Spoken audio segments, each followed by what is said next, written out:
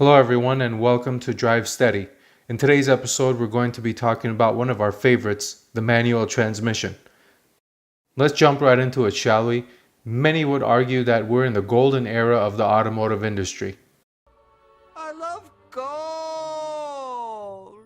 Wait, what? What I meant to say was that it was tough to argue against the golden era of cars. I mean, look at the stats on your screen. Come on. The Bugatti Chiron has 1500 horsepower and 1100 torque with a top speed of 261 miles an hour. It's truly unbelievable. We're in a day and age where 3 seconds 0 to 60 times are normal. Flame shooting exhausts, 6-minute ring times, all of these things maybe 5 to 7 years ago were a dream. Now they're all a reality. With all these wonderful things happening in the automotive industry, it does look like there's one bad thing happening, and that's the slow death of the manual transmission.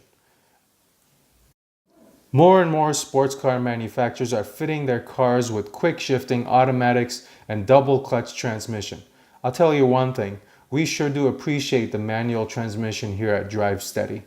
To rejoice in the marvel of the stick shift transmission, we've put together a list of the top 5 sports cars that can be purchased today with a manual transmission. Before we get to our top 5, we have a list of honorary mentionees that didn't quite crack the top 5 list. First up in our honorary list is the BMW M2 competition with its 405 horsepower made it to a 6-speed manual. We believe that this is the best driver's car in the M car lineup. Yeah, well, that's just like your opinion, man. However, even though it comes in a small package, it's kind of heavy for its size, so for that reason we left it out of the top 5.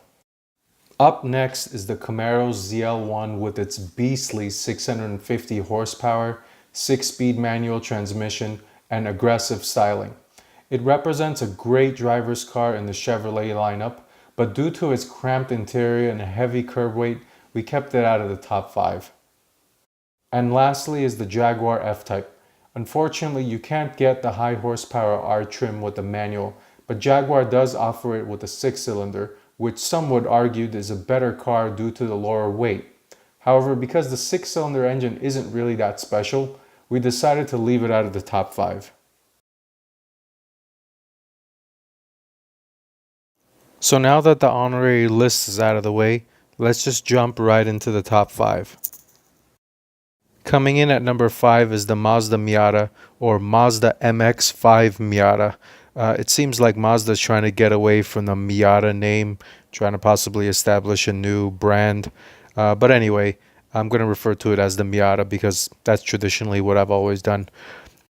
But for 2019, the Miata engine received a significant upgrade of 26 horsepower and 3 foot-pounds of torque, along with a higher red line from 6,800 to 7,500. So along with the extra power and the standard 6-speed manual transmission, plus the lightweight body, the Miata proves to be a great driver's car with a very high bandwidth of accessibility. I mean, you can jump right into this car and enjoy it on a daily basis. The power is easily accessible. You can't floor it and, get in trouble immediately. So for these reasons, it's number 5 on our list. Up next is the 2019 Chevrolet Corvette ZR1. And it's easy to say the most eye-popping part about the ZR1 is the humongous wing that comes as a part of the ZTK package and the huge horsepower under the hood. I mean, it has 755 horsepower and 715 foot-pounds of torque coming from the huge 6.2 liter supercharged engine, and it gets 0 to 60 in less than 3 seconds. But the ZR1 isn't just about horsepower, it's meant to go faster on the track as well. So it's got additional downforce from that aforementioned ZTK package, and the additional aero work plus the huge carbon ceramic brakes. It proves to be a high ceiling track car, so you can see all the track records that it's broken since it's been out. But the ZR1 ends up being on our list because of the fun factor. It's got a traditional rear-wheel drive front engine, high horsepower with a 7-speed manual. Just proves to be a great driver's car as well. Getting into the top 3 now with the 2019 Dodge Challenger Hellcat. And of course, for the Drive Steady edition, we would get the wide body package. The 2019 version received some visual upgrades on the hood and I believe 10 additional horsepower. But the bigger reason why this is in our top 3 is because it's still available with a manual transmission. You might be saying, wait a minute, this is a huge car. Driver's car is supposed to be light and nimble and easy to drive, etc. But we believe that driver's cars don't necessarily always have to be light. They can be traditional in the sense of the Corvette or the Challenger, rear-wheel drive, front engine, huge engine with a 6-speed. The Challenger's got a classic design, and the wide body just takes it over the top, and it looks mean. It's big, it's comfortable, it's just great in our opinion. And for that reason, it comes in at number 3. It was really tough deciding between the next 2 cars, but coming in at number 2 is the Ford Mustang Shelby GT350. The GT350 has been out for several years now, but the reason why we like it so much is because it's just so damn special. The GT350, obviously everybody knows, boasts a humongous name as Carroll Shelby's first special edition Mustang. But in addition to that, it's got that amazing 5.2 liter flat plane crank engine, and it's just music to just listen to this thing work. The brakes and the handling are also sublime in pretty much most conditions. And of course, the 6-speed manual is just pure joy to work and shift your own gears. If you've never driven a GT350, please find a way to do so, and you'll understand why this car is so unbelievably special and hard to replicate in any format. For that reason, this thing comes in at number 2.